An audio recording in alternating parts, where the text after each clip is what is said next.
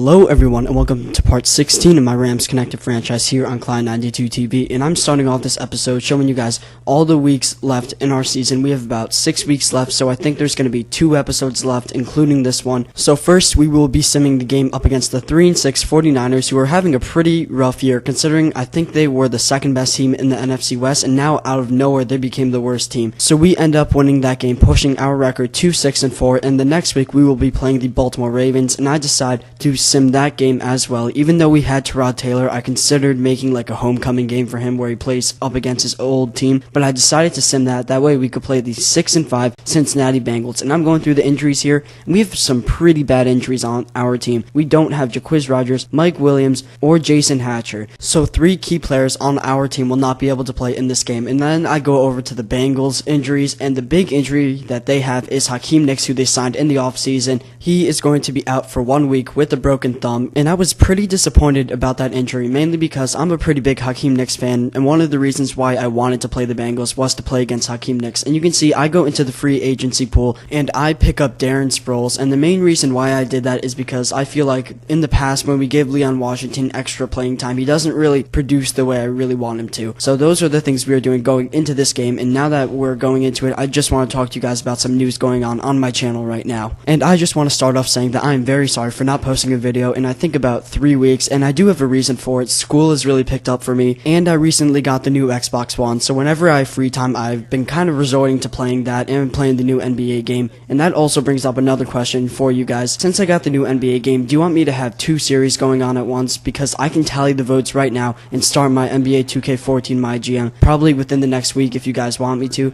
And the reason why I'm offering this is because this Madden series ran a lot longer than I thought it would be. I thought this series would be over by the end of March, but we haven't even finished the regular season, and I don't really know how far we're going to get into the postseason, so we may only have 1 more episode, or I think we could have 5 episodes left in this series, assuming we make it to the Super Bowl, but that's not known right now. So do you guys want me starting my NBA series? I'll definitely be doing that series throughout the entire summer, probably up until around September, and since it'll be during the summer, I'll definitely get a lot more videos out, so there's no doubt that series will get its turn. But I just want to know if you guys want me to have 2 series going on hand in hand. Last time I did that, it didn't really work out too well, so I don't know how well it's going to work this time. But whether or not I decide to start up the new series or not with the Madden one going on, I definitely do want to finish this Madden series just for the sense of finishing an entire series. I know it's only going to be around 20 episodes, but that's still a pretty big deal for me, especially when considering that this will be the very first series that I will finish on my channel. And if you look back at the very first couple episodes of the series, I think this series, more than anything else on my channel, really shows how much I have progressed as a commentator. Because if you look back at that very first video, I was still using, I think, an iPod just to record audio, and I've improved a lot since then, and I'm pretty proud of that. So I just think when I finish making this series, it'll feel good just to have a playlist on my channel that consists of 20 episodes of something that I worked on for about 6 months and was able to complete. So you guys can leave a comment in the description of this video telling me what you think I should do in terms of when I should start up my NBA 2K14 My GM series. So now that I'm done talking about my channel, we can get into the gameplay of this video. Going into this game, we are 1-2 in terms of gameplays I've shown on my channel in this season. So we're starting off right here. The score is 7-7, and Jaquiz White is showing that he could be a versatile quarterback. He's running out to the right side and picks up the first down.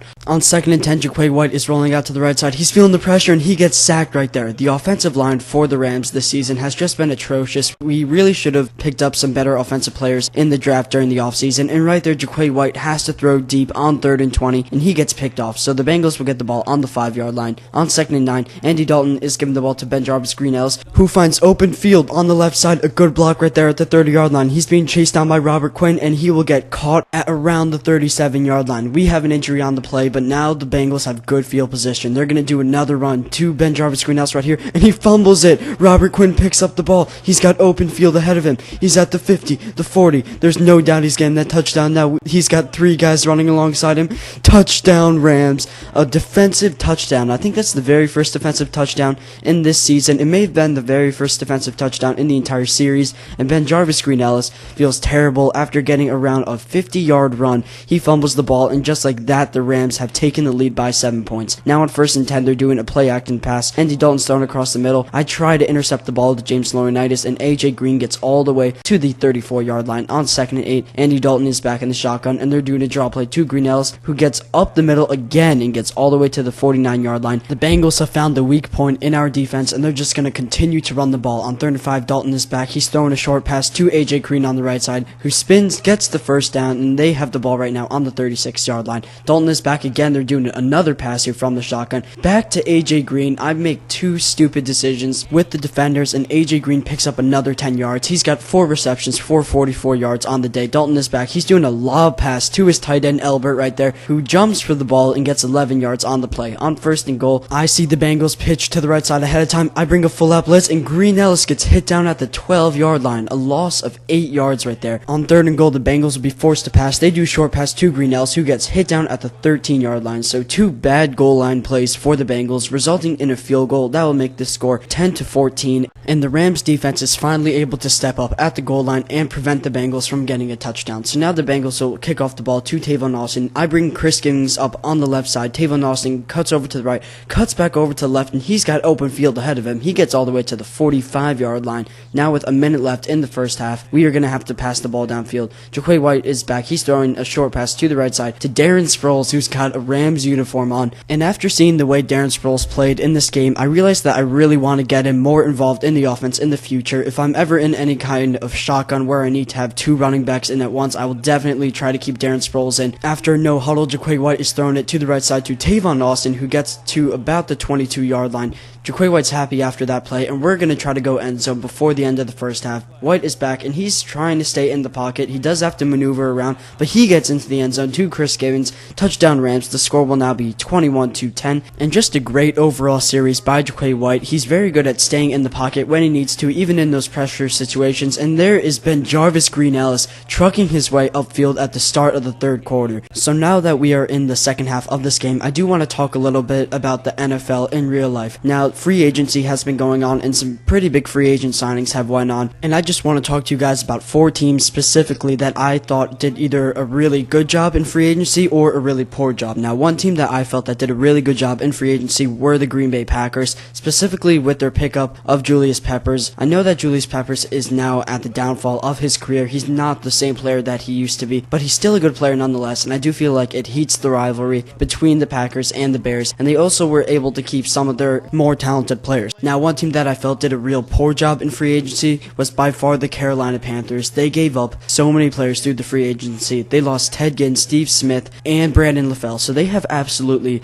no wide receivers on that team anymore. I have no idea who Cam Newton is going to pass to anymore. I don't even know who their number 1 wide receiver is. I do feel like they're going to tank this season. And another team that I felt did a good job in the free agency was the Denver Broncos. In the free agency, the Broncos did lose some key players such as Dominic Rodgers-Cromartie and Trenton Holiday, but they did pick up some pretty good assets. Biggest asset obviously being DeMarcus Ware. Many people don't think he has much in him anymore, but I do still think he can make an impact in Denver. Now, the last team that I feel did a terrible job in free agency were the Oakland Raiders. The Raiders made just so many terrible moves during this free agency period. They picked up James Jones, who is going to do nothing for their offense considering they don't have a good quarterback to start with. They also picked up Maurice Jones-Drew and paid him a lot of money to go to Oakland, and just the very premise of this decision was a bad idea. They re-signed Darren McFadden, so now they have 2 running backs that are injury prone in the past, and they both haven't produced in the last couple seasons, and I can already tell that this is not going to work out in Oakland. They're going to have a terrible year, and I would not be surprised if they got a top 5 pick, not in this year's draft, but in next year's draft. So those are my biggest opinions on the offseason. You guys can comment in the description, tell me what you guys think about the decisions made in this past offseason. So let's get back into the gameplay. We are in the 3rd quarter of this game, and the Rams are winning by 15 points. They played pretty good up to this point, using both the run and passing game. On 2nd and 7, we're running Darren Sproles, who cuts up the middle, and he's running out to the right side. He's at the 20, the 15, the 10, and he gets chased down and hit down at the 9-yard line. You saw right before that play, the Bengals actually missed a key field goal that would have made it only, I think, a 12-point game. And right there, Darren Sproles is fumbling the ball on the goal line. That is something we never had to worry about with Jacquizz Rodgers, but that does seem to be a drawback with Darren Sproles. On 3rd and goal, we're giving the ball to Michael Floyd, who barely gets over the end zone line into the end zone. That will be a touchdown for the Rams. That will make the score 35-13, and the Rams are blowing this game open. open. We have found the holes in this Bengals team. Now Andy Dalton and the Bengals have the ball on the 20-yard line after a touchback. Dalton is throwing to the right side, and it is caught by his wide receiver, Sanu, who gets hit down at the 33-yard line. He's got about 50 yards receiving on the game. Now on 3rd and 6, they are doing a screenplay to Ben Jarvis Greenells, and look at that play by Chris Long, noticing the screenplay and executing perfectly by wrapping up the running back. Now on 4th and 5, the Bengals will go for it. They need to pick up the first down here. It's thrown across the middle, and their wide receiver drops the ball. That will give the Rams the ball back, and we're just going to try to run the ball and waste out the clock at this point. We have a 22-point lead, so there's no need to do any passing or make any risky decisions. And as this is going on, I just have a quick question for you guys. In case you guys didn't notice, the length of this video is about like 2 to 3 minutes shorter than they normally are, and the reason for that is because I cut down the amount of seconds that are between the beginning of the snap and the end of the play. So normally I would have 3 seconds before the quarterback snaps the ball, and after the guy hits the ground, there would be a 3-second delay. So I just want you guys to tell me if you think the video quality is going too fast or not, because at first I thought it was going too fast, but after commentating over it, I do realize it's a pretty good pace. So I could shorten the videos if I make less seconds in between, and you guys can tell me what you think about that, about the length of the videos, if you think that they're too long or too short, and your opinion on that. So the score now is 42-13 after a run into the end zone by Darren Sproles. With 2.5 minutes left, the Bengals are going to need to pull off a miracle to win this one. Dalton is back. He's thrown it to the right side to AJ Green, who gets past one defender and is hit down at midfield. Green now has about 80 yards receiving on the game. After the 2-minute warning, the Bengals are going to be throwing the ball here. Dalton is back. He's rolling out to the right side. So much time in the pocket, and he is sacked by Chris Long at the 42-yard line. A loss of 8 yards on the play. That will bring up 2nd and 18, and the Bengals will do a no-huddle back up to the line of scrimmage at the 42-yard line with 1:45 left. Dalton is back, throwing it to the left side to his wide receiver, who gets just yards away from the first down marker. So right after that big sack, they get 12 yards back, and on 3rd and 6, Dalton is back. He's throwing it again to the left side to AJ Green, who fails to pick up the first down by 1 yard. Now, you would think they would go for it in a situation like this, but for some reason, the Bengals elected to punt us the ball. I was very surprised with this decision, because I thought when you're down by 29 points at the end of the game, you would go for it on 4th and 1. So we end up wasting the clock until there's 1 second left, and I decide to do a fake punt pass with our punter at the very end of the game. He's running, he's going to try to hurdle the defender, and he loses the ball. I thought that was just a funny play, trying to see our punter hurdle a defender, and that will end the game. Your final score will be 42-13. Jaquay White picks up his 2nd win in this series in terms of videos I've shown you guys. Your player of the game is, of course, Robert Quinn, for picking up the ball and bringing it all the way back 50 yards for a touchdown. That was a very key play in the game. It was probably the big play that gave the Rams all the momentum, which eventually led to our blowout win at the end of this game.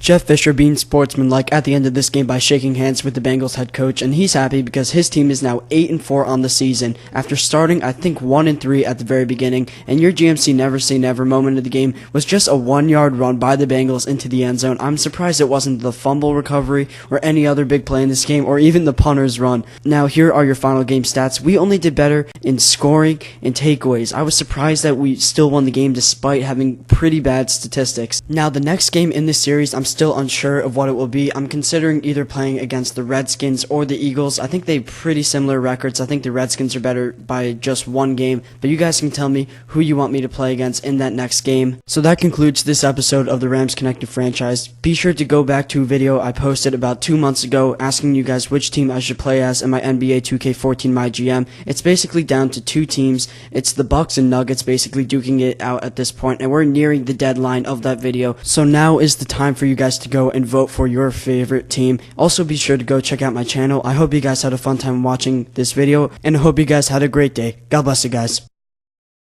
Bye.